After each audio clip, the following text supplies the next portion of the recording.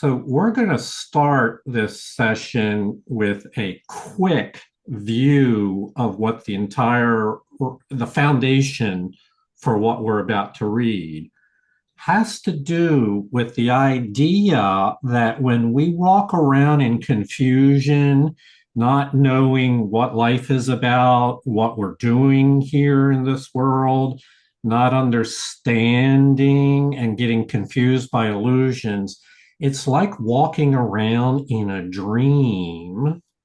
And these dreams have a lot of things that are not unexpected and chaotic. And we're going to contrast that in our reading today with the dream of truth, or what the Course calls the real world, where happiness and inner peace and healing of our mind and soul is found. And so between those two experiences, a chaotic dream and the real world, is where we're going to focus today. What is the force that arises as we mix these two together?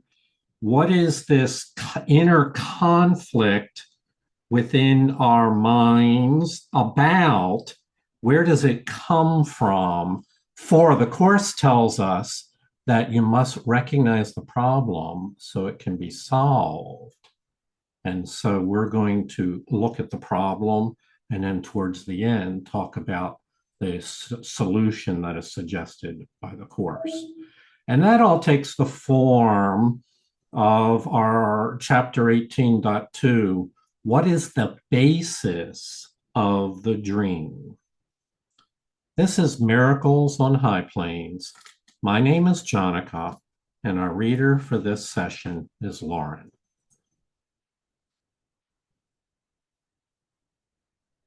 You're muted. Okay. Does not a world that seems quite real arise in dreams? Yet think of what this world is. It is clearly not the world you saw before you slept. Rather, it is a distortion of the world, planned solely around what you would have preferred. Here you are free to make over whatever seemed to attack you and change it into a tribute to your ego, which was outraged by the attack. This would not be your wish unless you saw yourself as one with the ego, which always looks upon itself and therefore on you as under attack and highly vulnerable to it. Mm-hmm. So one of the things we're going to encounter in this session when they refer to the dream is there's going to be more than one form of the dream. So let's just go over that landscape right away. The first one is the dream while we're asleep. And we mean just what we mean, sleeping dreams. The second dream is when you're awake and confused, and you start to fill in the blanks with your own mind, and you make up an explanation, a story about what's happening in your life. That's a type of dream in that your mind is making it up. And then the third one that we'll get to at the end is a gift by the Holy Spirit. It's called a happy dream. It's where your mind is still creatively engaging with things. Oh, we got an audio interruption here.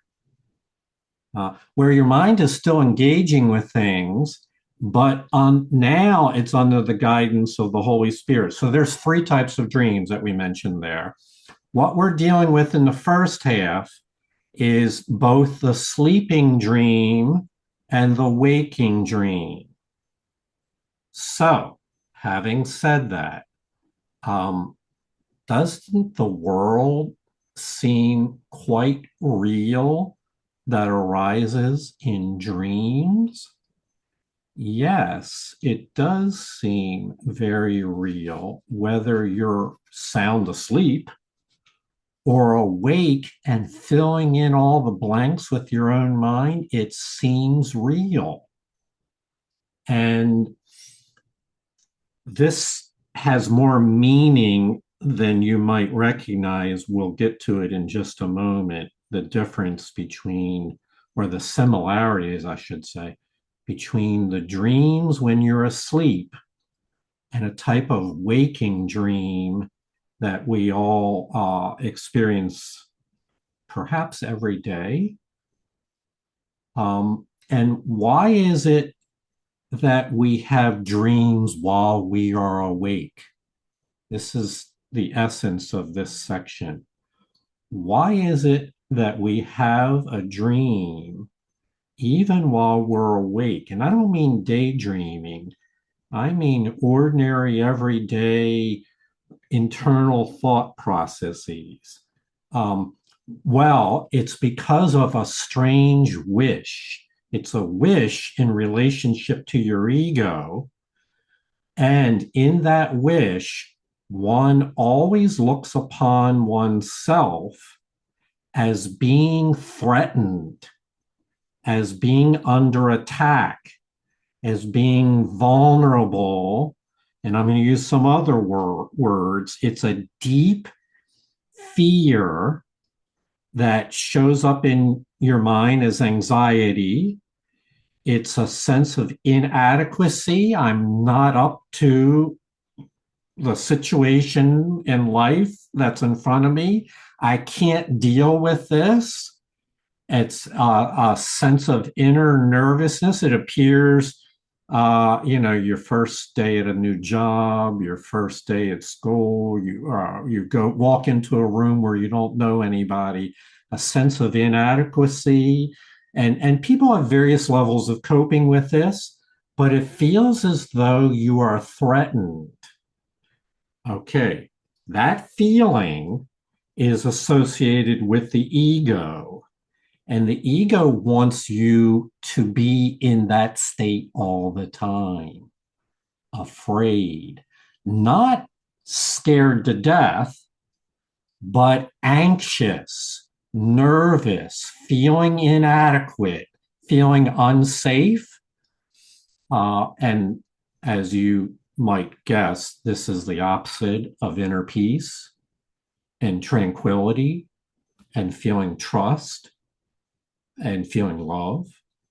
And so this is the illness that needs to be healed. This is what this program is about, trying to help us out of that state of inadequacy, of that state of being vulnerable to our own thoughts, and move forward into a state that we call the happy dream.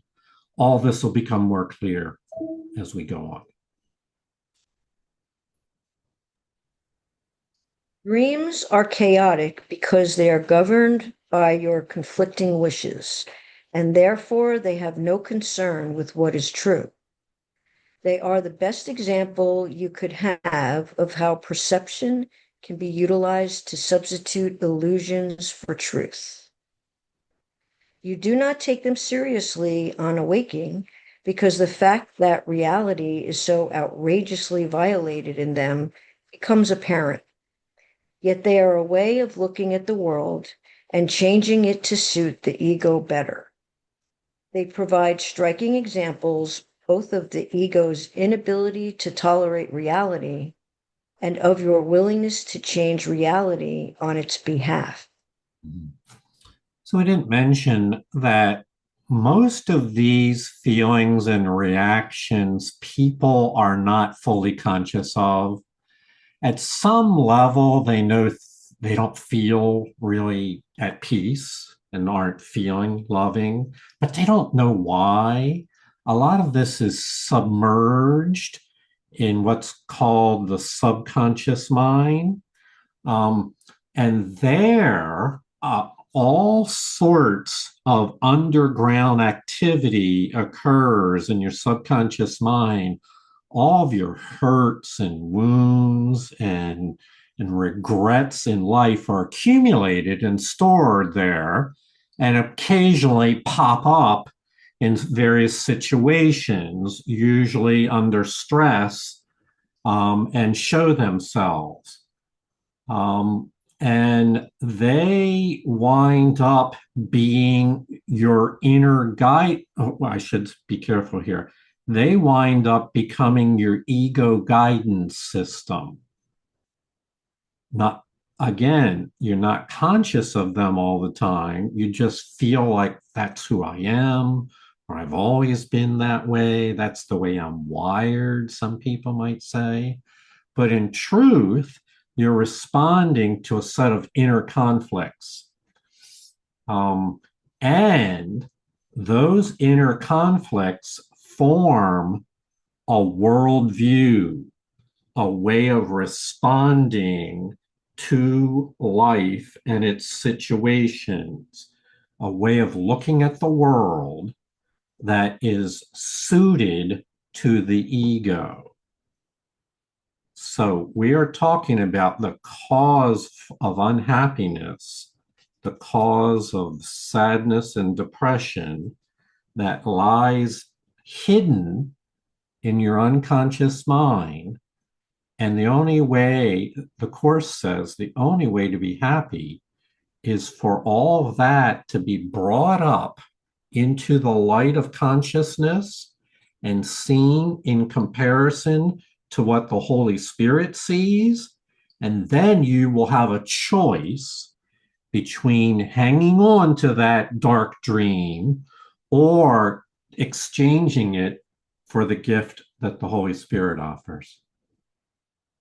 Susie?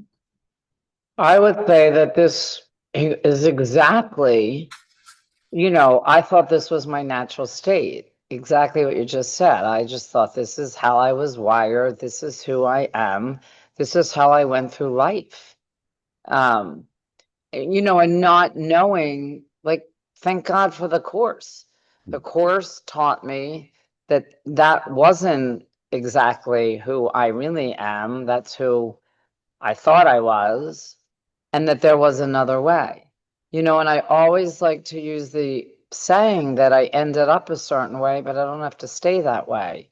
But until I came to A Course in Miracles, I thought that was my lot in life. That's just the way I am. I'm always going to be anxious.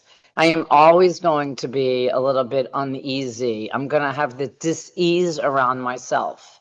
I didn't tell a lot of people that, but that's the way I felt internally. And it's remarkable. I swear it is remarkable, the healing that can occur. Because the things that I was anxious about, so many of the things I'll say, are just gone. And it's only from doing the daily lessons and praying to the Holy Spirit and what you just said, Jonica, when I had the awareness, oh, there's a different way, and I get to choose which voice I'm going to listen to or pray to, or, Yes. Yeah, it's fascinating, and I'm beyond grateful that I walked into this class and found that there's truly a different way. That's it, Indeed. Thank you, Susie. Thank you. Appreciate your testimony there.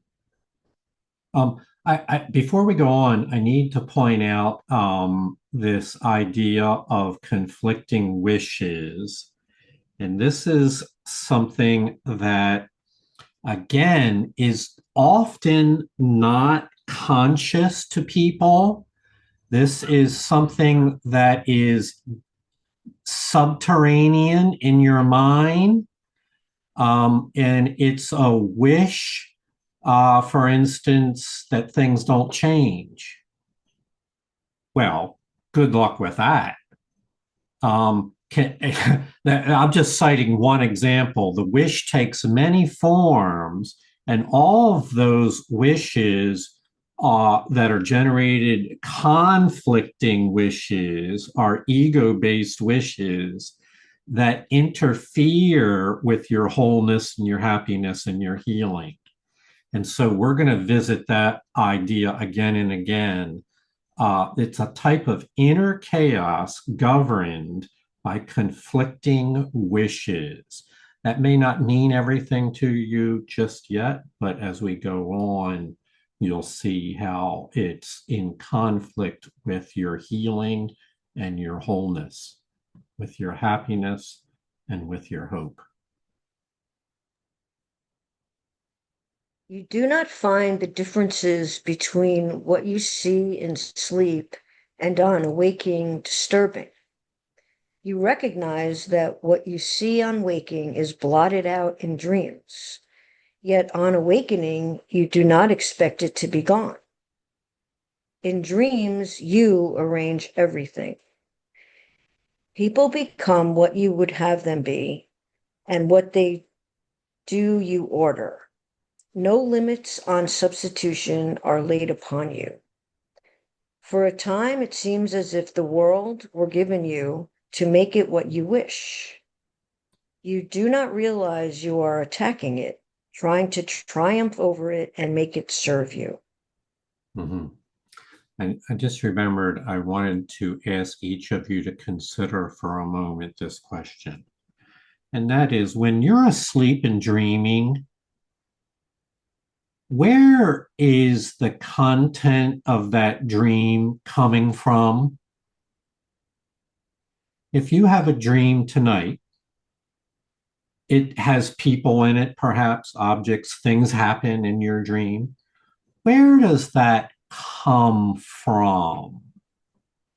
And I really don't need you to answer that in the class. I just want you to think in your mind how difficult it is to understand where that comes from. But clearly, there's something making the dream up, right? Clearly, something is giving origin to that dream. So it would be we'll call it an unidentified inner source in your mind for which we don't clearly understand. And yet, while you're dreaming, it all seems so very real.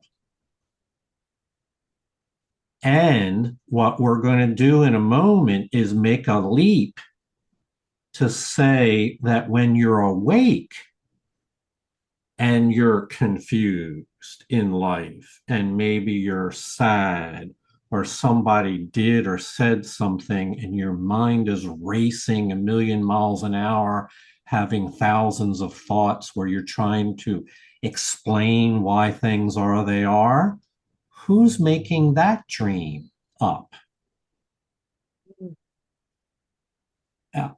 And maybe it's the same as when you're asleep and dreaming. So this is people don't usually ask these questions. And Rebecca, this is your first time. We wind up asking a lot of questions that are really basic, that we all go through perhaps every day, and ask questions, what's going on? And is that something that it makes me happy? Or is that something that confuses me and makes me anxious? So it is true that in a dream, part of your mind, you arrange everything. I'm certainly not the author of your dreams. You are the author of your dreams. And in some degree, you make a contribution to that. And it seems, though, as if the dream world is given to you from external sources. Yet, what we just said is it's part of your mind that's making that dream up. it seems as though you just walked into this situation, had nothing to do with it, but the truth is it comes from an unidentified source within you. And we'll find later on that that's the realization that I'm doing this to myself. This is simply said, we're doing this to ourselves without knowing it. And realizing that we're doing it to ourselves is the first step in the process of healing. We'll go on. Dreams are perceptual temper tantrums in which you literally scream, I want it thus, and thus it seems to be. And yet the dream cannot escape its origin. Anger and fear pervade it, and in an instant the illusion of satisfaction is invaded by the illusion of terror. For the dream of your ability to control reality by substituting a world that you prefer is terrifying. Your attempts to blot out reality are very fearful, but this you are not willing to accept.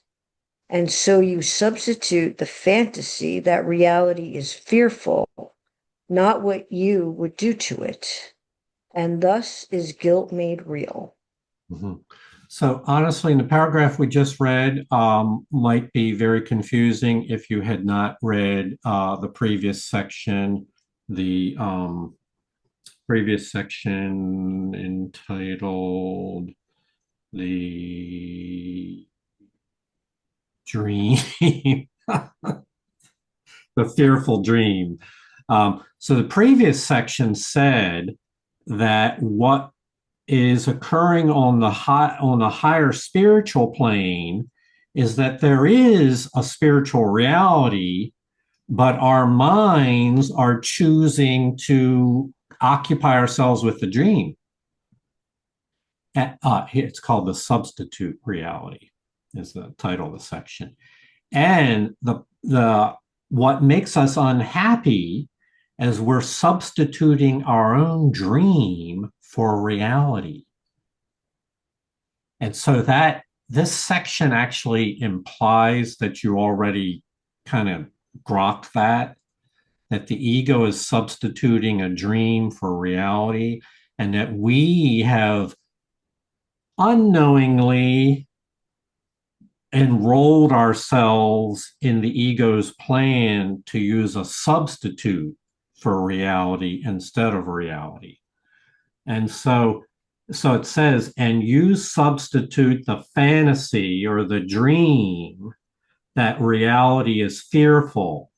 The ego wants you to believe that divine reality, that eternal truth, reality is fearful, and you would be better off under the ego's guidance.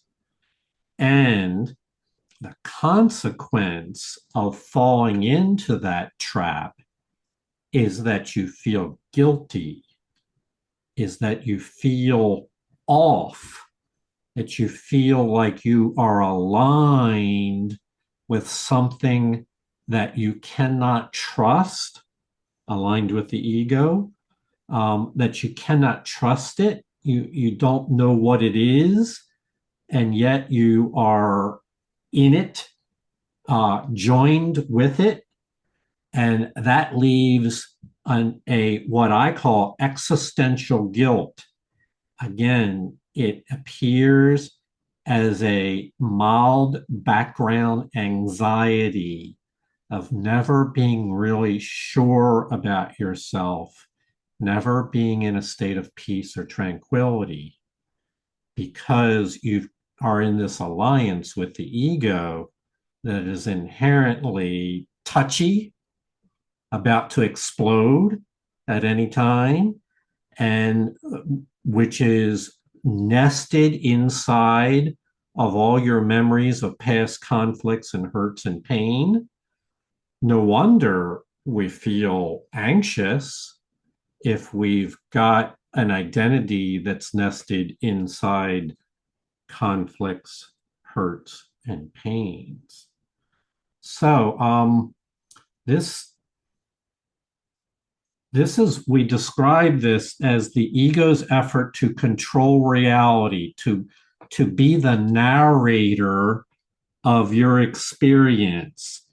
It wants literally to force a false self-concept on you and have you think not of yourself as a loving child of God, but instead as a worthless, deprived, inadequate.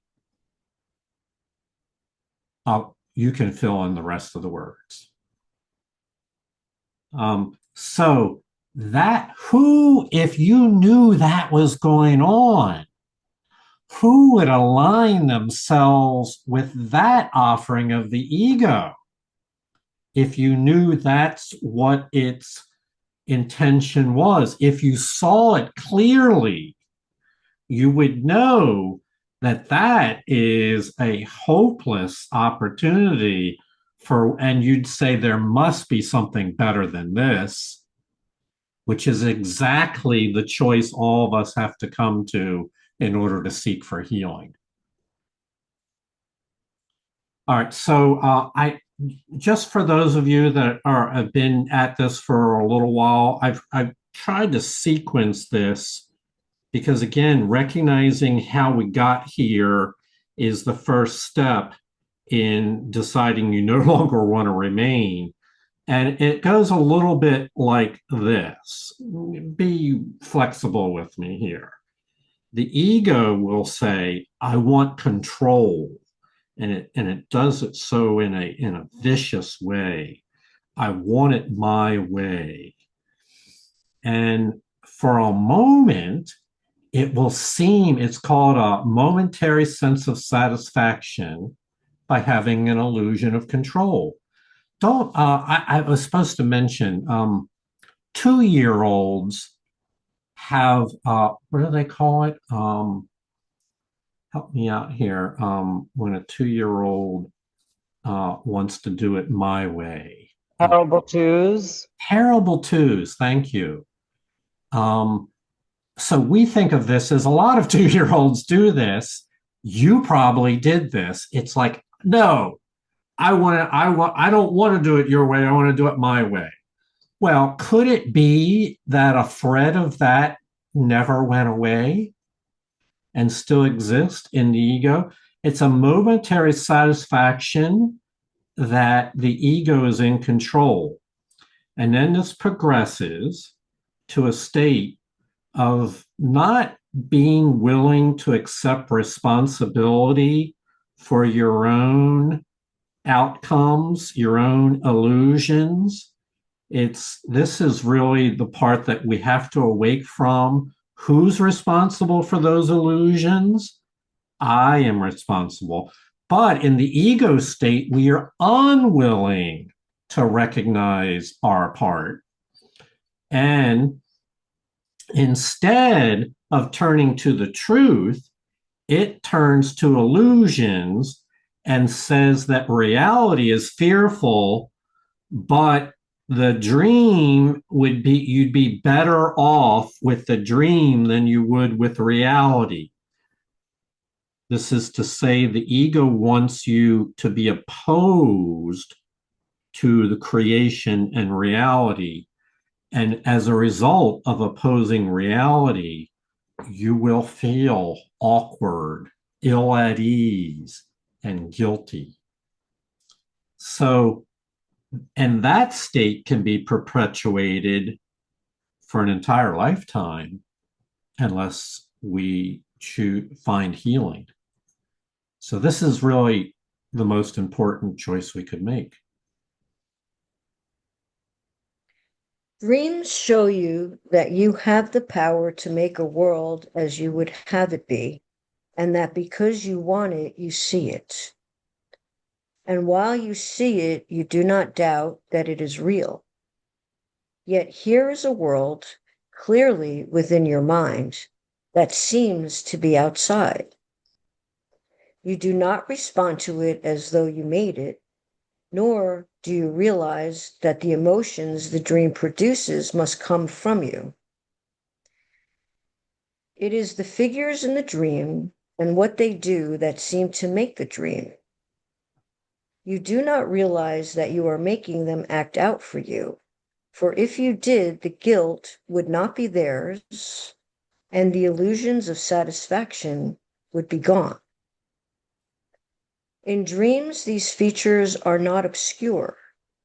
You seem to waken, and the dream is gone. Yet what you fail to recognize is that what caused the dream has not gone with it. Your wish to make another world that is not real remains with you. And what you seem to waken to is but another form of this same world you see in dreams. All your time is spent in dreaming. Your sleeping and your waking dreams have different forms, and that is all. Their content is the same. They are your protest against reality and your fixed and insane idea that you can change it. In your waking dreams, the special relationship has a special place. It is the means by which you try to make your sleeping dreams come true. From this, you do not waken. The special relationship is your determination to keep your hold on unreality and to prevent yourself from waking. And while you see more value in sleeping than in waking, you will not let go of it. Mm-hmm. There's a couple of really profound ideas here. Let's start with the last line. Is as long as you are willing to continue in the egoic illusion, what we call sleeping, as long as you're willing to do that and cling to it, make an idol out of your egoic thought system, then you will not let go of it. You have to reach the point where you no longer are willing to live according to ego guidance. 12 steps would refer to that as a gift of desperation, of no longer being willing to live in the dream. So the other point that I wanted to make is very profound to me, where we're talking about transitioning from your nighttime sleep into your daytime state, that in your nighttime sleep, you're dreaming and there's all these figures in your dream, there's all these events, and then you waken and that dream is gone. Yet what you fail to recognize is that what caused the dream is not gone. The unidentified part of your mind that was generating all those figures in your sleeping dream, where did that go? It's still there. And what the Course would teach is that it's unrecognized, unidentified voice within you that continues to want to make up a view of the world that is not real. Again, it's not that we're conscious that that's happening, and that part of your mind remains with you. And then when you wake to your day, that part of your mind is still prompting your conscious mind with imaginary explanations for your life situations. This is particularly shows up in relationships. Like if you're in some type of meaningful relationship with someone, and then they say something that triggers you, your mind will then attempt to fill in the blanks of what does all that mean? Why did they say that? Is that really true? Your own mind will just start fantasizing explanations for what just happened rather than communicating openly and honestly with the other person. And so the key point here is the part of your mind that makes up sleeping dreams and generates that content never goes away. It continues to generate content. This is what we call the superficial layers of your subconscious mind. This is the domain of the ego. And footnote, Sigmund Freud identified this around 1900, so this is not new.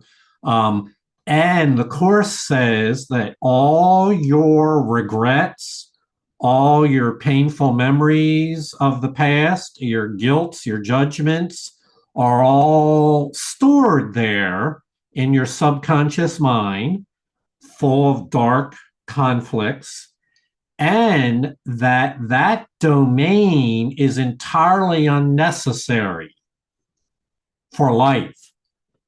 And the goal of this course is to clear out that domain of all those regrets, guilts, judgments, pains, memories of the past, etc. Clear it out completely so that the light, which is deeper within you, as it bubbles up, will not encounter any obstacles in that superficial layer. It'll just continue right up on up into your consciousness. And when that happens, miracles occur constantly. But if the superficial layer is full of pain and regrets and judgments and worries of a lifetime, then when the impulses for the miracle start to bubble up, they get blocked by the dark, painful memories of the past. And then they wind up, if they do arise into your mind, they're all in distorted form. And we fail to recognize their healing purpose. So this entire program is about undoing that content in the superficial mind, the same part that makes up your sleeping dream and that causes you to fantasize while you're awake and come up with illusory explanations for what's going on in your life. All of it is ego-driven thoughts and feelings that contribute to our sense of dissatisfaction and unhappiness. Holy Spirit to the rescue. The Holy Spirit, ever practical in his wisdom, accepts your dreams and uses them as means for waking. You would have used them to remain asleep. I said before that the first change before dreams disappear is that your dreams of fear are changed to happy dreams. That is what the Holy Spirit does in the special relationship. He does not destroy it nor snatch it away from you, but he does use it differently as a help to make his purpose real to you. The special relationship will remain, not as a source of pain and guilt, but as a source of joy and freedom. It will not be for you alone, for therein lay its misery. As its unholiness kept it a thing apart, its holiness will become an offering to everyone. Mhm. So I need to point out our universal principle that is referred to here is that the Holy Spirit is extremely practical and will always take whatever content you have going on in your life, she will work with that and create an alternative for you. This shows up in your, we would call it translating your experiences into a new light. This happens with your defense mechanisms. She transforms them into defending for the truth. This happens in your relationships, transforming special relationships into holy relationships. And it happens with the language in this program, transforming language and words that have a meanings that go back thousands of years, transforming them into an entirely new meaning that is congruent with the plan of atonement. She will always take the content that you have and gently move you forward into her plan of healing. And so she does it with dreams as well. We've just acknowledged that we have both sleeping dreams and waking dreams. And she says, okay, you're used to dreaming. I'm going to offer you a different kind of dream, a happy dream, a dream where you aspire to be healed and whole and loving and at peace. It's called the happy dream. And it's the goal of this course, the happy dream. In your mind, it will have similarities to your previous dreams, only now the source will have changed. Instead of the source being your subconscious mind bubbling up into your conscious, now the source will be your superconscious mind shedding light onto your consciousness. That's not to say that you are staring into eternal reality, but that you will still use the mechanisms of perception, which is a type of interpretation of a worldview. Only now the source will have been from the Holy Spirit operating through your superconscious mind. Heidi, you had your hand up. Do you ever have happy dreams with your ego, or are all your dreams based on fear? The ego will always does not sponsor happiness. Okay. Remember what we read earlier tonight was sometimes when the ego gets control, it has a momentary sense of satisfaction. I'm in control now. So Right. that might feel, in a superficial way, that might feel good. Because why? Because I'm in control. But that is not happiness. That's really power play on the part of the ego. So no, the ego cannot sponsor happiness. Although many of its temptations, Heidi, appear alluring at first. Just wait long enough and the true colors will reveal themselves. All right. So we said that the Holy Spirit transforms things, and in particular, the Holy Spirit can transform the special relationship into a holy relationship. This is all of us are candidates for this. And by the way, just as a footnote, I think Susie might have mentioned this before. I'm sorry if I don't remember who to attribute this to. But in terms of the special relationship, do you realize how special your relationship is with your ego? Do you realize how many years you have courted with the ego? How many times you have gone along and partnered up with ego guidance? It's a form of the special relationship where it becomes it's an unhealthy relationship, truly. And so it's just, and then we can take that and try to find it in another person. We wind up, and psychologists are very good at exploring all those avenues. How sometimes we try to find a woman might try to find somebody who's a substitute for her father, or a man might find a substitute for his mother, and then and genders are all mixed up there, and it can work in all different kinds of ways.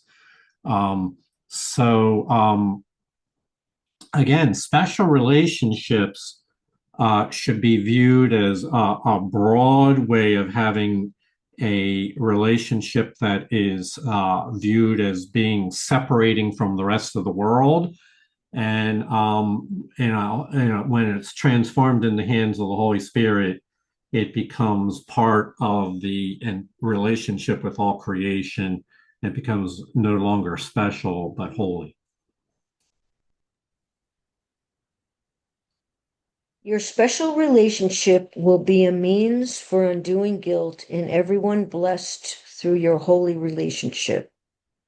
It will be a happy dream, and one which you will share with all who come within your sight. Through it, the blessing the Holy Spirit has laid upon it will be extended.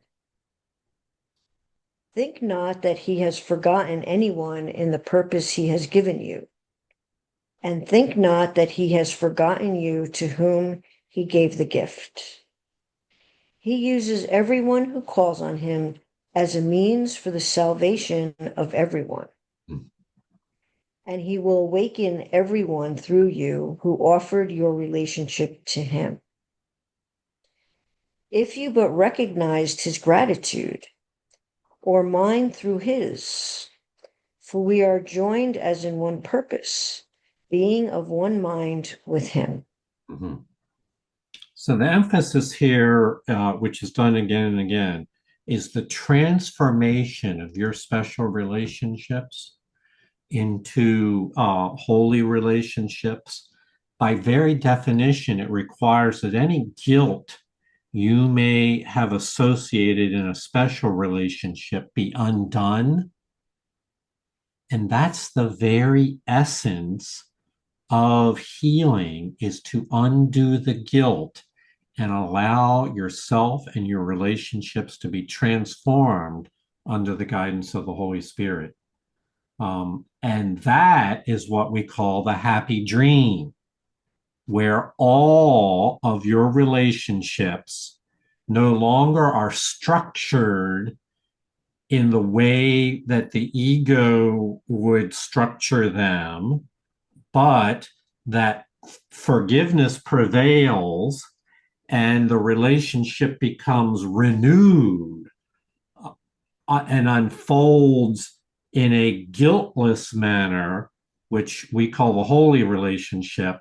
It leads to a happy dream, and no longer is the person held like a possession, like you're depend on them for your happiness. You make a higher power out of them, or have some kind of sense of exclusive access to their attention.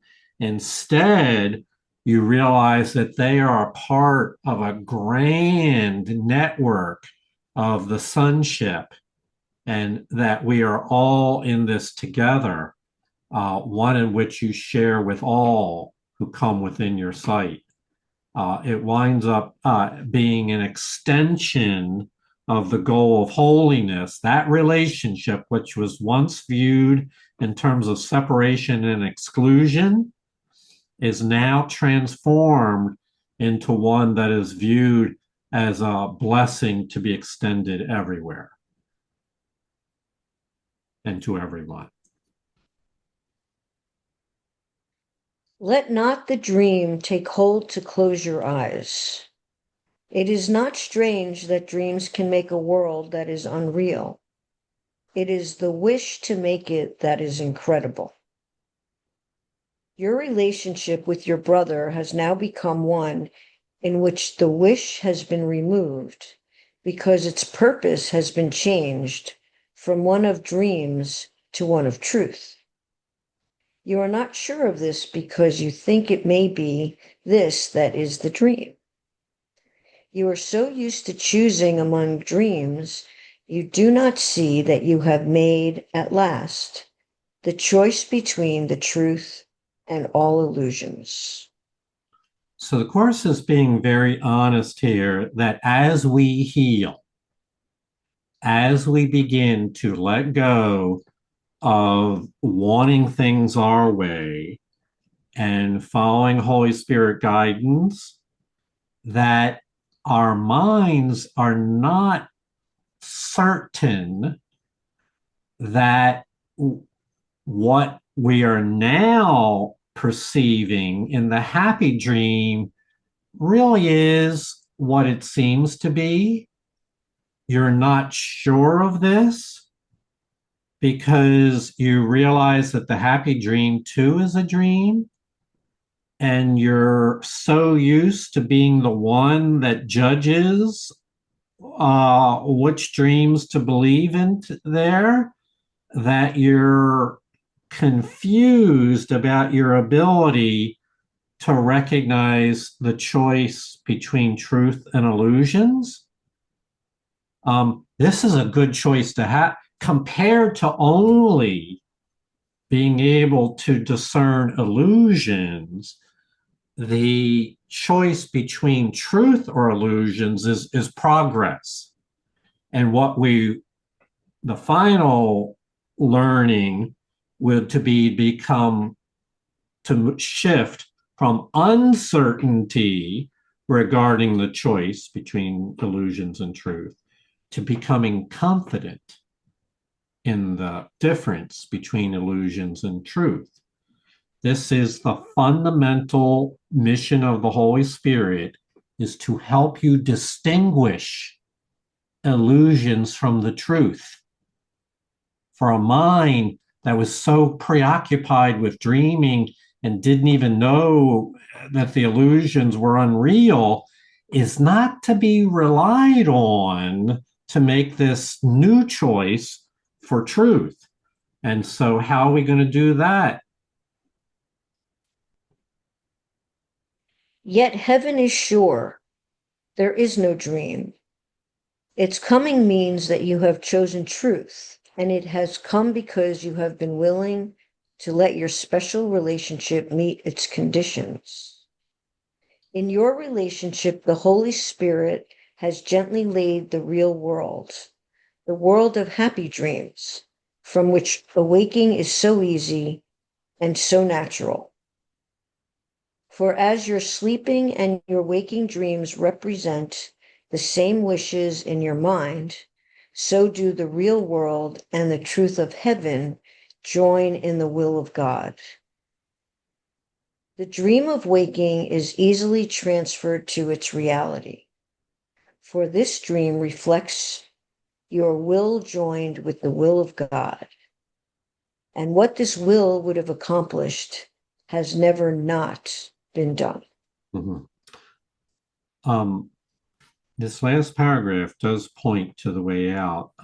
Honestly, it's a little difficult to understand because they're talking about two phases of the journey. And I want to point that out here. They are talking about the healing phase, but they're also making reference to the phase here of confusion for your sleeping dream and your waking dream represent the same wishes in your mind. Okay, so that's the state of not having any clue that the Holy Spirit is offering you the real world, the happy dream. They both represent the same wish in your mind. Well, similarly, the happy dream and the truth of heaven represent the same source, represent the same will. Let's say it another way.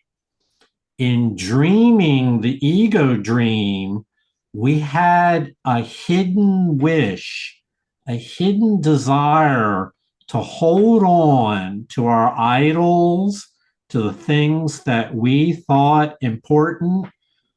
Susie referenced it in her share earlier. She just thought that's who she was. She held on to who she thought she was.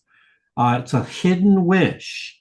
Well, in healing, it shifts from a wish to your will, the power of your will.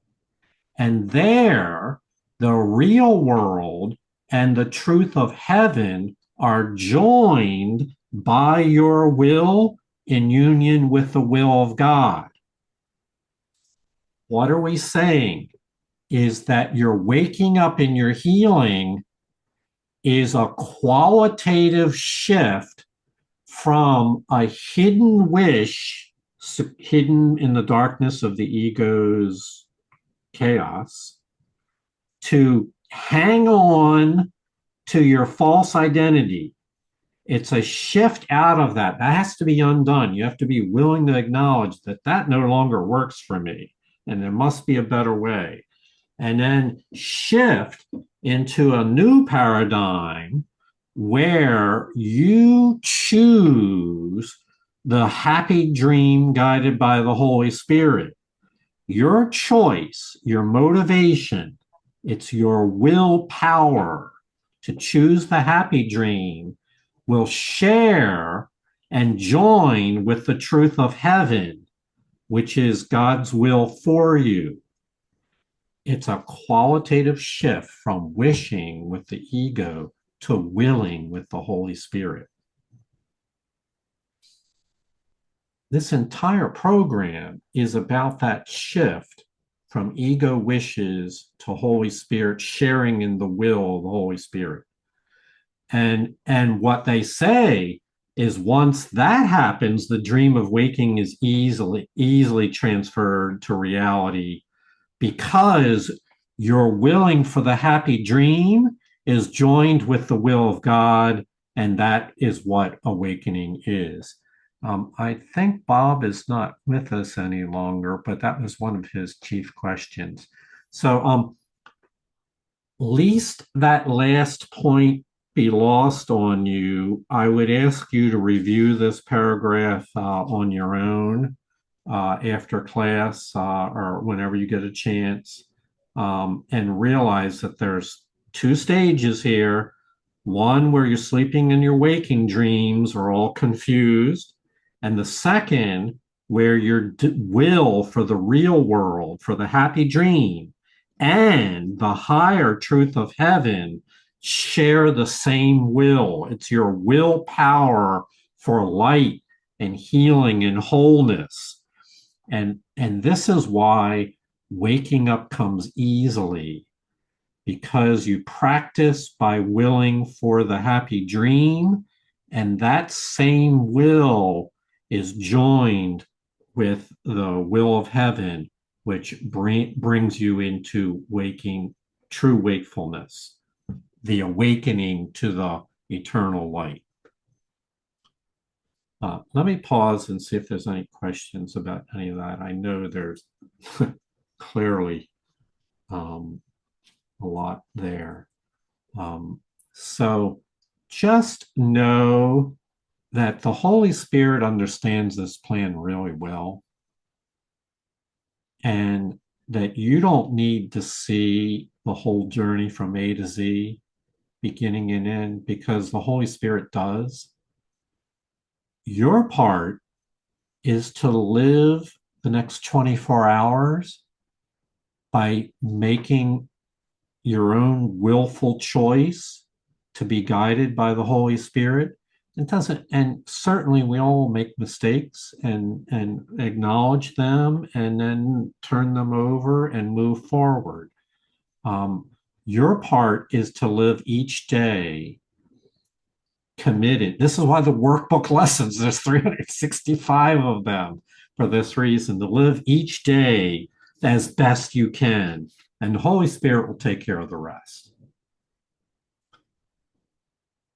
So that's as far as we're going to go until next Saturday. Thank you all for your attention. Thank you for your willingness to recognize there is some dreaming going on here, but that dreaming can be transformed. We'll continue. This chapter is called The Passing of the Dream. So we'll continue to build upon these concepts in subsequent sections. Thank you all. Lauren, thank you for your reading, and look forward to seeing you all again. William, thank you for coming by. Ron, good to see you again. Namaste. Thank you, Laura. Thank you, everyone. Thank you, everybody. Great job. Thanks, Lauren. Thanks, Jonathan. Thank you, everyone. Happy holidays. Happy Holidays, yes. Bye. Happy holidays. Bye. Thank you. Blessings all. Holidays. Peace and love. Thank you. Merry Christmas. Merry Christmas.